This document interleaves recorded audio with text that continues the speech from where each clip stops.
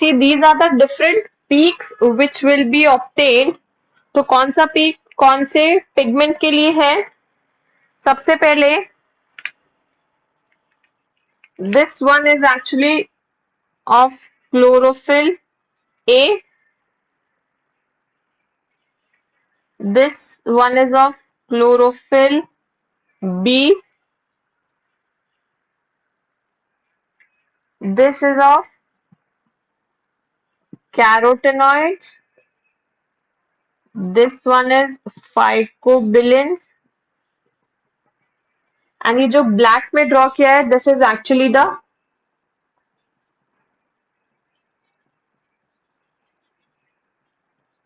absorption spectrum. ठीक है, अब इससे कंक्लूजन क्या निकलता है? सबसे पहले एक्सपेरिमेंट क्या परफॉर्म किया गया था? द एक्सपेरिमेंट परफॉर्म्ड वाज कि डिफरेंट डिफरेंट पिगमेंट्स लिए, ठीक है, and using the spectrophotometer we actually came to find out कि कौन सा क्लोरोफिल कौन सा वेवलेंथ को अब्सॉर्ब कर रहा है, ठीक है। तो इस एक्सपेरिमेंट के थ्रू या there was this graph which was made, तो इस ग्राफ के through what was it concluded कि यहाँ पे written the 7 components of the light की, जिससे पता लगे कौन सी वेवलेंथ को ऑब्जॉर्ब कर रहे हैं, ठीक है। तो सबसे पहले जब क्लोरोफिल ए का अब्जॉर्प्शन स्पेक्ट्रम ड्रॉ किया कि कौन से रीजन में और कौन सी वेवलेंथ का वो अब्जॉर्ब कर रही है, so chlorophyll A के लिए there were 2 peaks which were obtained. So for chlorophyll A, 2 peaks were obtained. One peak was at the blue wavelength. This is the blue wavelength and the other was at the red wavelength. ठीक है, blue wavelength and red wavelength के बीच में. So chlorophyll A के लिए between blue and red wavelength. ठीक है, when chlorophyll B के लिए किया गया, so chlorophyll B में क्या देखा गया? chlorophyll B में the absorption was between blue green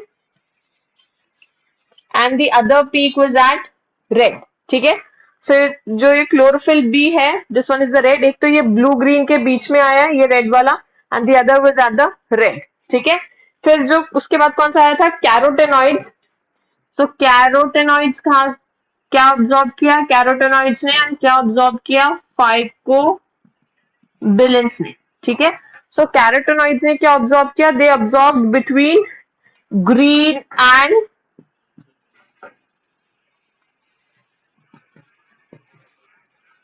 and yellow, ठीक है। एंड फाइकोबिलिन्स ने क्या ऑब्जॉर्ब किया? They also absorb between green and yellow, ठीक है। तो ये सबकी वेवलेंथ का कर्व प्लॉट कर लिया, एंड बीच में ये जो आपको ब्लैक डॉट में दिख रहा है, this is actually the absorption spectrum which is superimposing all of these curves, ठीक है। so basically अगर simple words में बोले कि what is this graph actually showing? So this shows which pigment absorbs which wavelength, ठीक है। so as we know कि जो chlorophyll A and B है, they are actually the main pigments, ठीक है। B भी वैसे तो accessory pigment है, but we generally talk about chlorophyll A and B. So chlorophyll A and B, they absorb the blue wavelength and the red wavelength, ठीक है।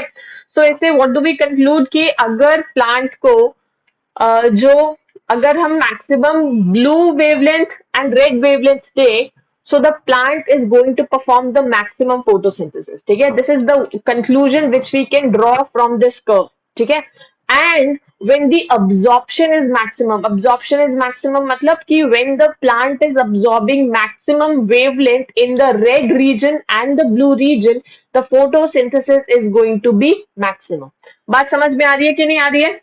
so when the absorption is going to be maximum मतलब when in the red region and the blue region, the plants, since they are going to absorb the maximum wavelength, so maximum wavelength absorb करेंगे because light is absolutely essential for the purpose of photosynthesis. तो जब सबसे ज्यादा absorb करेंगे तो they will perform maximum rate of photosynthesis. Is it clear or not? This is basically the graph which shows what is meant by the absorption spectrum. इसी के similar एक और कर्व होता है which is the action spectrum. Action spectrum में और इसमें difference देखेंगे क्या है। इज इट एब्जॉर्प्शन स्पेक्ट्रम है? If anyone has any doubt तो पूछो। Is it clear? बोलो क्या नहीं समझ में आया, उसको बताओ क्या नहीं समझ आया।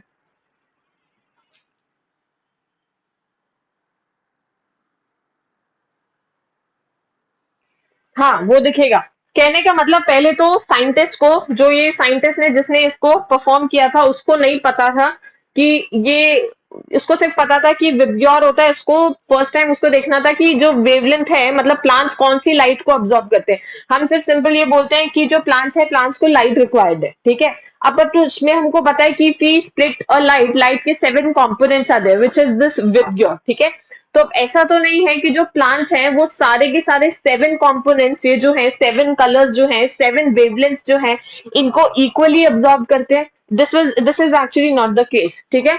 और अगर ऐसा है या नहीं है, जस्ट टू प्रूव इट, तो उस साइंटिस्ट ने क्या किया था, इस एक्चुअली एक्सपेरिमेंट को परफॉर्म किया था, ठीक है। तो उसने क्या किया था, ये जितने भी सारे क्लोरोफिल के पिगमेंट्स हैं, chlorophyll A, B, carotenoids and phycobilins, इसने ये 4 पिगमेंट्स चूज किए थे। एंड इसने क्या देखा, इन्होंने, इसने he found out the wavelength of them, ठीक है, यूजिंग द स्पेक्ट्रोफोटोमीटर, ठीक है। तो उसने देखा कि कौन सा पिगमेंट मैक्सिमम फोटोसिंथेसिस शो करेगा इन विच लाइट। मतलब कि अगर मैं, जैसे मैंने बोला कि जो क्लोरोफिल बी है वो मैक्सिमम फोटोसिंथेसिस परफॉर्म करेगा इन the blue green light and the red light, ठीक है। तो अगर इस क्लोरोफिल बी को मैं अगर सिर्फ येलो लाइट दूं, तो this chlorophyll B will not be able to perform photosynthesis effectively. बात समझ में आ रही है? But on the contrary, if I provide this chlorophyll B with blue-green light and the red light, the maximum rate of photosynthesis will be there.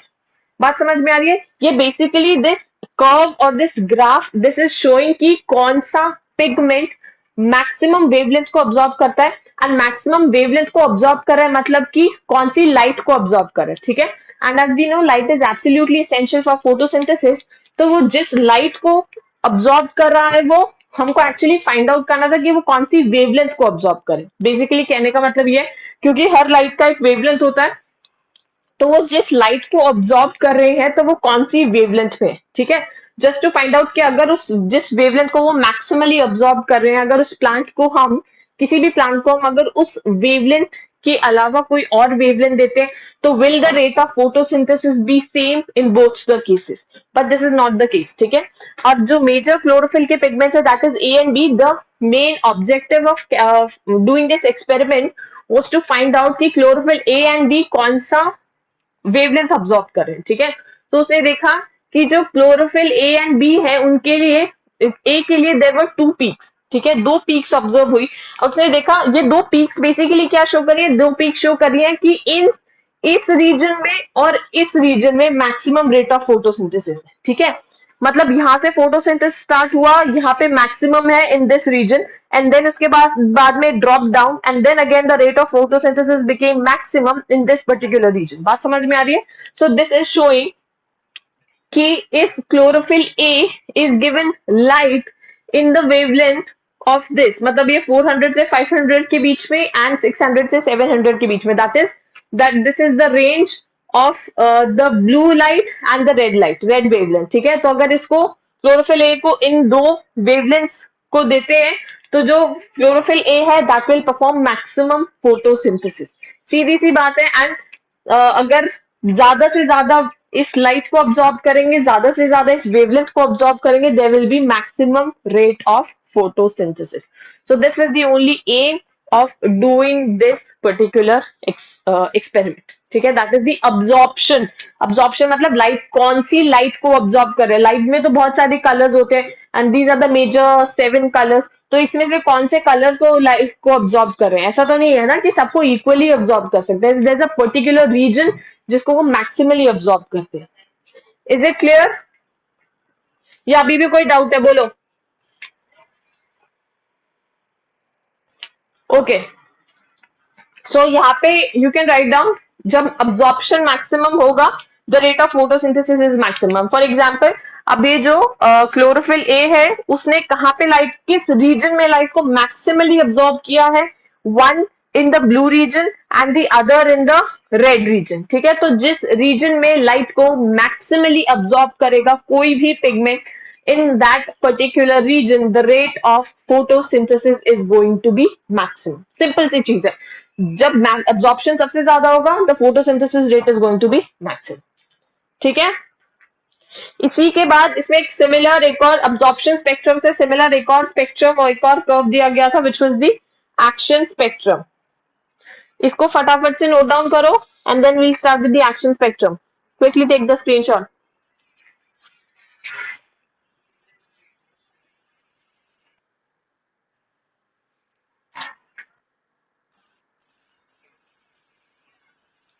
Is it fine?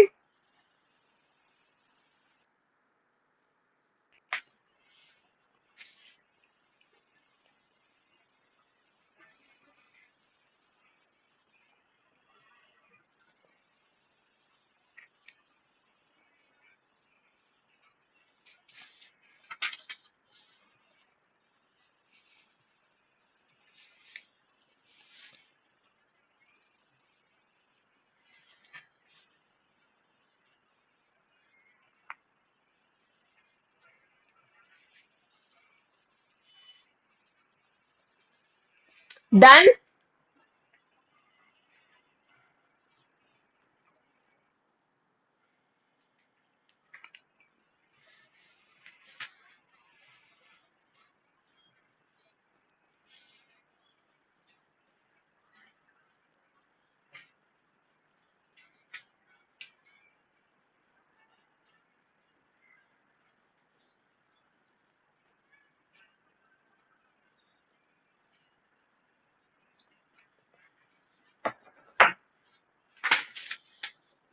So the next type of curve is the action spectrum.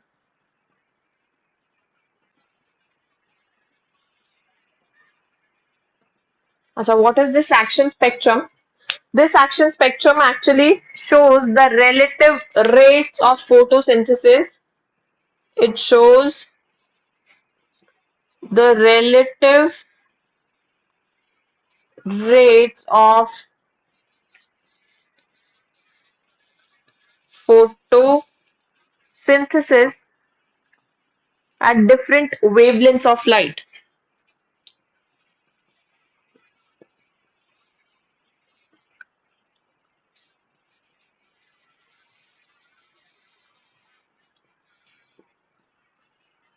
So basically this is showing a kind of comparison कि कौन सा दो हर pigment का किसका क्या relative rate है photosynthesis का. ठीक है, अच्छा इस एक्सपेरिमेंट को किसने किया था? This experiment was done by Engelmann. So there was this person, scientist Engelmann. So he did an experiment and he used a green algae which liberated oxygen. So he used a green algae which liberated oxygen according to the rate of photosynthesis in different wavelengths of light. According to rate of photosynthesis in different wavelengths of light.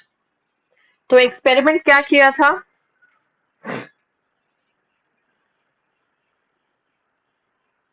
अच्छा उसने also observation क्या दिया था कि it was almost exactly same as that of the absorption spectrum. ठीक है, अच्छा उसने क्या लिया? सबसे पहले ग्रीन एल्गा लिया, उस ग्रीन एल्गा को एक्सपोज किया to the aquatic media of different wavelength. So he took the green alga, ठीक है, and he placed it in a aquatic medium of different wavelengths. So exposed it to aquatic medium of different wavelength, ठीक है। तो उसने observe क्या किया, suppose this is the medium, ठीक है, this is the aquatic media and उसने क्या देखा, ये एक्सपेरिमेंट एग्जैक्टली उसके जैसा एक्सपेरिमेंट था जिसने जो जैन इंजन हाउस ने एक्वेटिक प्लांट के साथ में एक्सपेरिमेंट परफॉर्म किया था। एंड उसने बोला कि जो ऑक्सीजन एवोल्यूशन हुआ था इन द लाइट, ठीक है, उस एक्वेटिक प्लांट को जब उसने लाइट में रखा था तो he could see the oxygen bubbles, but when he placed it in absolute darkness he couldn't see the oxygen bubbles, so it is kind of similar to that. तो उसने क्या किया, इसमें प्रिज्म की हेल्प से लाइट के different components को उसने यहाँ पे स्प्लिट किया, ठीक है। फिर उसने क्या किया, यहाँ पे पहले एल्गा लिया हर रीजन में, यहाँ पे वायलेट में हर रीजन में ही टुक दी प्लेस दिस एल्गा, ठीक है। हर रीजन में लाइट के हर कंपोनेंट में हर रीजन में उसने ग्रीन एल्गा को प्लेस कर दिया, ठीक है। So this is the alga. अब उसने देखा कि अब मैक्सिमम उसने देखा, उसको बेसिकली ये देखना था कि जो अब्जॉर्प्शन स्पेक्ट्रम दिया है वेदर इट इज राइट और नॉट, ठीक है। Because absorption spectra said that कि जो क्लोरोफिल ए है वो मैक्सिमम फोटोसिंथेसिस परफॉर्म करेगा इन the blue light and the red light, ठीक है। तो उसने क्या किया, उसने ये ग्रीन एल्गा को रख दिया बिकॉज उनके पास भी क्लोरोप्लास्ट है एंड उसने उनको डिफरेंट डिफरेंट रीजन में लाइट के में रीजन में उनको रख दिया, ठीक है। तो उसने क्या ऑब्जर्व किया कि उसने देखा कि जो मैक्सिमम अब्जॉर्प्शन है वो ब्लू रीजन में होगा एंड रेड रीजन में होगा। सो उसने देखा कि यहाँ पे बहुत सारे ऑक्सीजन के बबल्स आ रहे हैं। बबल्स कौन से रीजन में आ रहे हैं, बाकी में भी आ रहे हैं, but maximum bubbles they are seen in the blue region and the red region. So ये बबल्स किस चीज के हैं, these are the bubbles of oxygen. बात समझ में आई। सो इससे उसने क्या कंक्लूड किया कि जो अब्जॉर्प्शन स्पेक्ट्रा दिया था दैट इज राइट एंड जो मैक्सिमम रेट ऑफ फोटोसिंथेसिस होगा that will be in the blue region and the red region, ठीक है। एंड जब फोटोसिंथेसिस मैक्सिमम होगा तो obviously rate of oxygen evolution is going to be maximum. So this kind of experiment was kind of similar to the that which was performed by Jan Ingenhousz. उसने क्या किया था, he took an aquatic plant and उसको पहले तो ही kept it in the dark, ठीक है। तो उसने देखा कि मैक्सिमम ऑक्सीजन एवोल्यूशन, ऑक्सीजन के बबल्स रिलीज हो रहे, but when he placed it in absolute darkness, so उसने क्या देखा कि जो वो बबल्स है दे वर नॉट फॉर्म, ठीक है। सो इसने क्या कंक्लूड किया, maximum absorption it occurs in the blue and red region. So maximum absorption occurs in blue and red wavelength of light. Okay अच्छा, उस टाइम पे तो किसी को पता नहीं था, बट बाद में सबको पता था कि ये जो भी बबल्स रिलीज हो रहे हैं this is of the oxygen gas and जो ऑक्सीजन होता है it is given out as a by product of the photosynthesis. So इससे हम क्या कंक्लूड कर सकते हैं, more and more oxygen is liberated, so if more oxygen is liberated, if more oxygen is liberated, more photosynthesis, then it will be rate of photosynthesis will be more, ठीक है। if more oxygen is liberated rate of photosynthesis will be more, ठीक है। and it was observed in the blue and red regions, so it was observed in the blue and red regions, ठीक है। so this was the conclusion of the action spectrum। तो उसने इसको curve बना के उसको एक्सप्लेन किया, ठीक है। उसने कर्व में यहाँ पे इस पे तो क्या लिखा, y एक्सिस पे यहाँ पे लिखा रेट ऑफ फोटोसिंथेसिस, ठीक है। एंड रेट ऑफ फोटोसिंथेसिस को मेजर कैसे किया कि कितनी अमाउंट ऑफ ऑक्सीजन रिलीज हो रही है, ठीक है, measured by the O2 release. So it was measured by O2 release, ठीक है। ये तो y एक्सिस पे प्लॉट किया, x एक्सिस पे क्या प्लॉट किया उसने, अगेन द वेवलेंथ, ठीक है। तो यहाँ पे suppose if it is 400 and it is 700, ठीक है, तो क्या कर्व ऑब्टेन हुआ,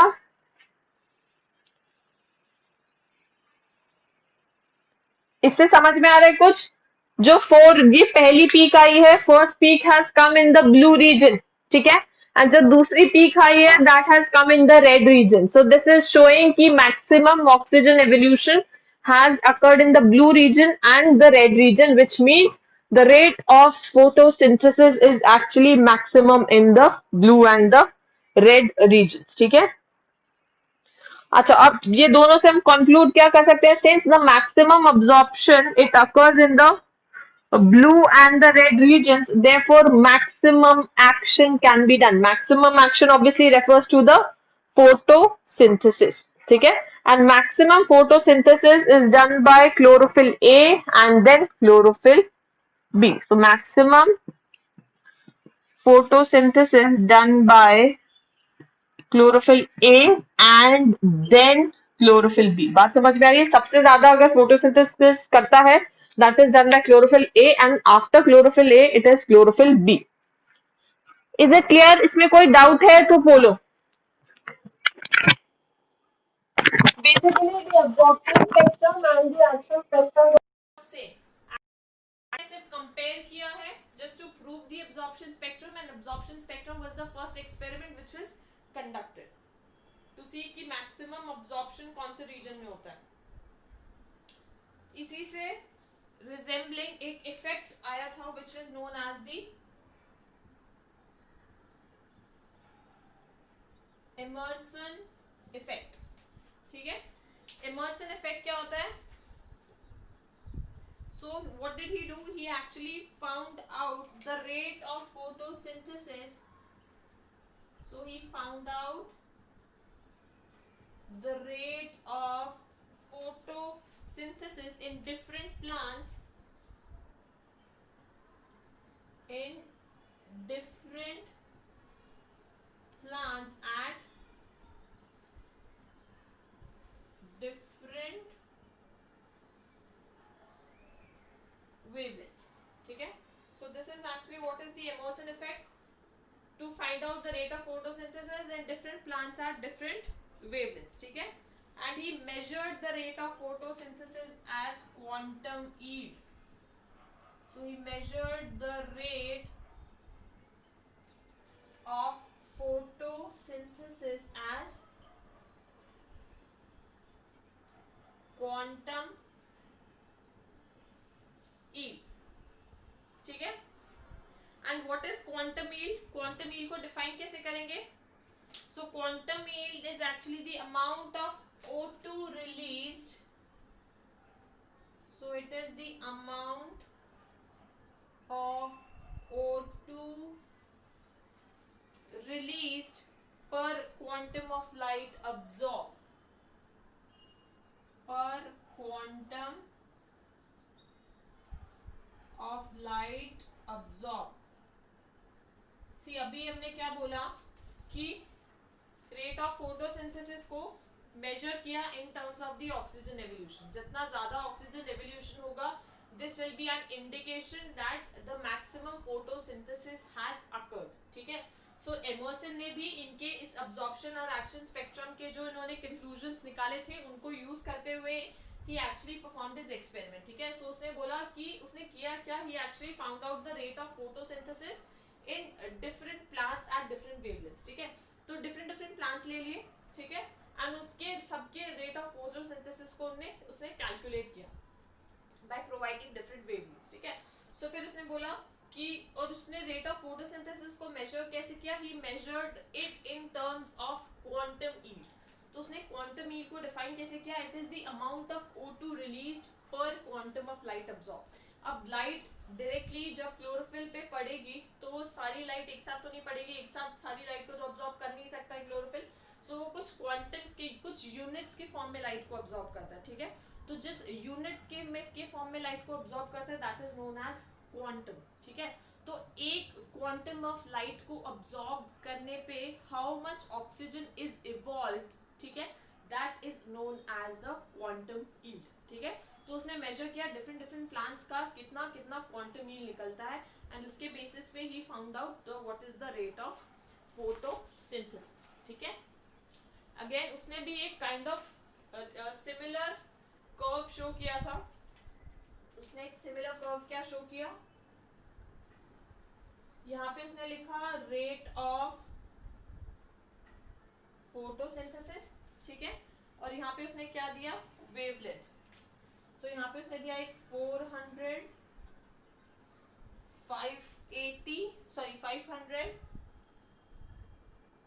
500, 680 and then 700 nanometre.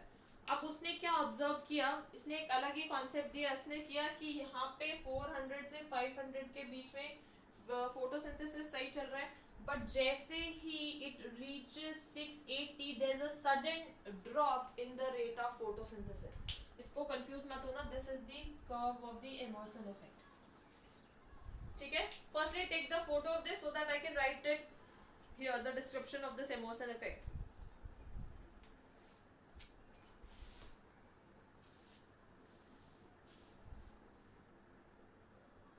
Yes, I'm done.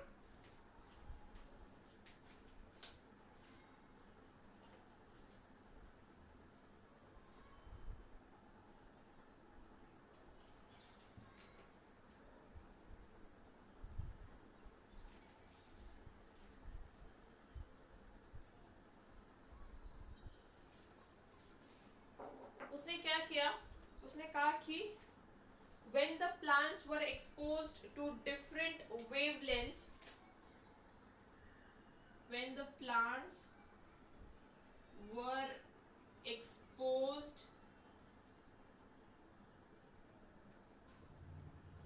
to different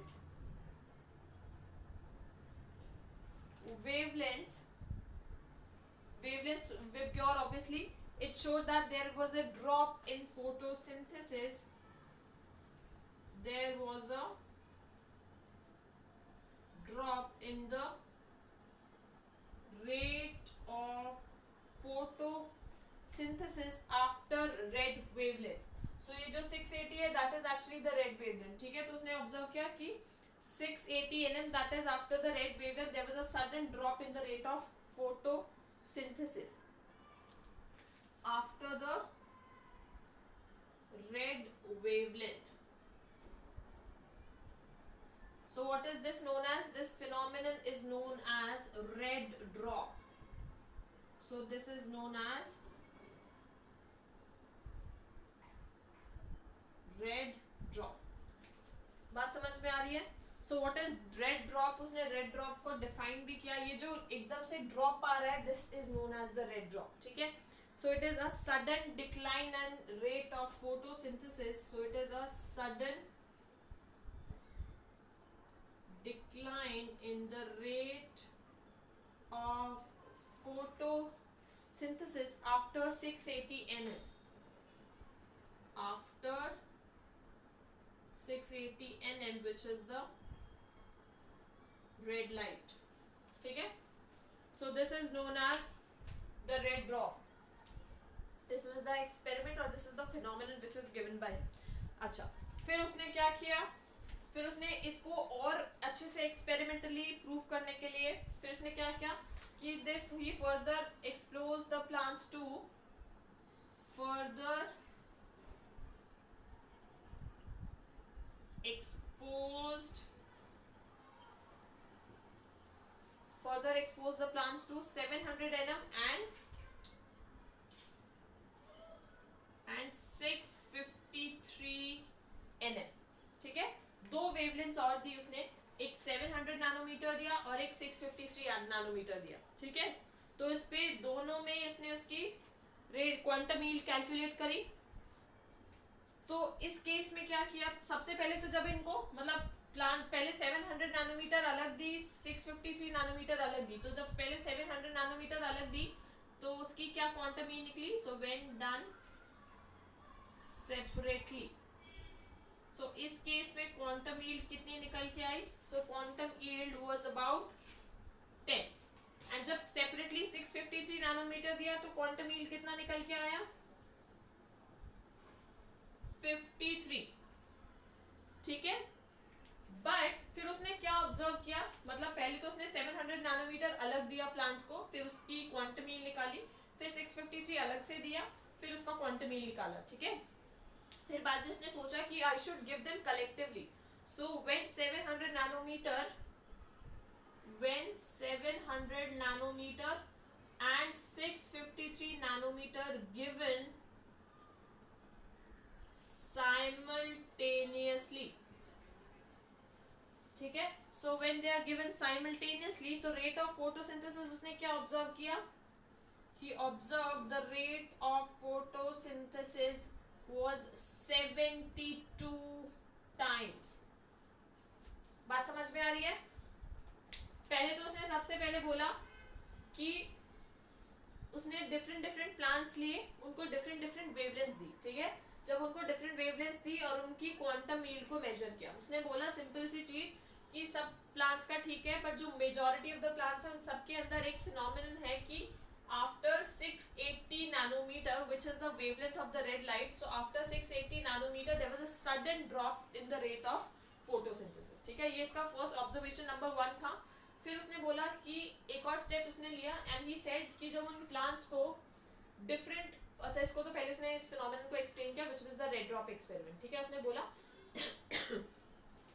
कि जो प्लांट्स होते हैं उनके अंदर after 680 nanometre which is the red wavelength of light, उसके बाद there is a sudden drop in the rate of photosynthesis. ठीक है. फिर उसने क्या किया कि चलो let me give some more wavelength. So उसने फर्स्ट एक 700 नैनोमीटर दिया और एक 653 नैनोमीटर दिया. तो जब उसने सेपरेटली दिया तो 700 नैनोमीटर का क्वांटम यील्ड निकल के आया 10 एंड 653 नैनोमीटर का क्वांटम यील्ड निकल के आया 53. ठीक है. But when he gave them simultaneously, मतलब both 700 and 653 were given simultaneously, so the rate of photosynthesis increased 72 times.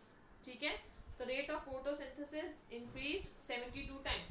So इसका क्या conclusion निकलता है? So it means that the rate of photosynthesis is higher when given together. So it means that, what does it imply? So it means that the rate of photosynthesis is higher when the wavelengths are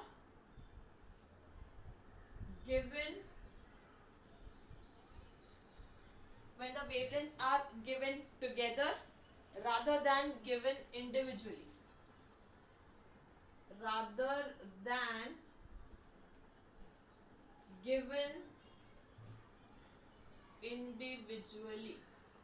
And this is known as the Emerson effect. ठीक है. So this is known as the Emerson effect. ठीक है. अच्छा, फिर इसके बाद में चलो वो तो बाद में आएगा. It was also concluded that, एक और कंक्लूजन निकला था कि जो एमर्सन इफेक्ट होता है, Emerson effect is shown because there are two photosystems. There are two photosystems working. ठीक है. दो फोटो सिस्टम्स होते हैं जो काम करते हैं. One which absorbs 700 nanometer of light and the other which absorbs 653 nanometer, and other which absorbs 653 nanometer of light. ठीक है. सो इसी से कंक्लूजन निकाला कि जो प्लांट होते हैं उनके अंदर दो फोटो सिस्टम्स होते हैं. एक होता है PSC PS1 एंड एक होता है PS2. सो एक होता है PS1 and the other is PS2. So PS1 कितना वेवलेंथ को अब्सॉर्ब करता है? It absorbs 700 nanometre and PS2 कितना अब्सॉर्ब करेगा? ये एक रेंज में अब्सॉर्ब करता है. It absorbs between 653 to 680 nanometre. ठीक है, तो इसको जनरली हम कितना बोलते हैं? 680 नैनोमीटर. यहां तक में किसी को कुछ डाउट है तो पूछो.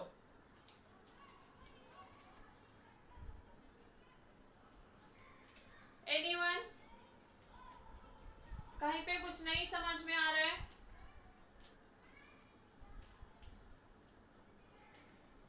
सी इस चैप्टर को जो भी मैं फोटोसिंथेसिस एंड जो अगला रेस्पिरेशन चैप्टर है, they are kind a bit tough chapters as compare to the others. वो फर्स्ट टाइम में क्लास में समझाने से वो नहीं समझ में आता है. Understand this.